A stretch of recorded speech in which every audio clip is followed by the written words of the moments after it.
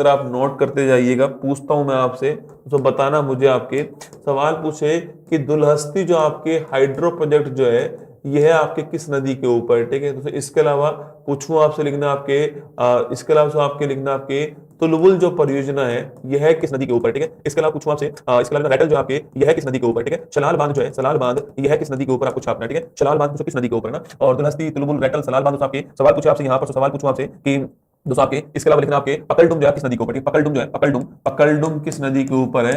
उरी परियोजना जो है आपके ये किस नदी के ऊपर है, यह भी क्वेश्चन आपसे पूछ सकता है, ठीक है।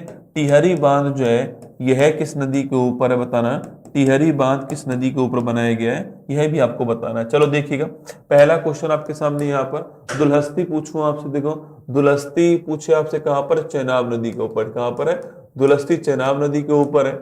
तुलबुल पूछो आपसे किसके ऊपर, झेलम नदी जो है इसके ऊपर है। और रैटल सलाल पकड़डुम पूछो आपसे, यह तीनों चेनाब नदी के ऊपर लिखना आपके। चेनाब दुलहस्ती बगली हार, तो उसको बगली हार और लिखो आपके। एक बगली हार और नोट कर लो ना, कौन सा, बगली हार भी पूछ सकता है आपसे। बगली हार भी कहां पर, बगली हार भी चेनाब के ऊपर आपको ध्यान रखना है, ठीक है।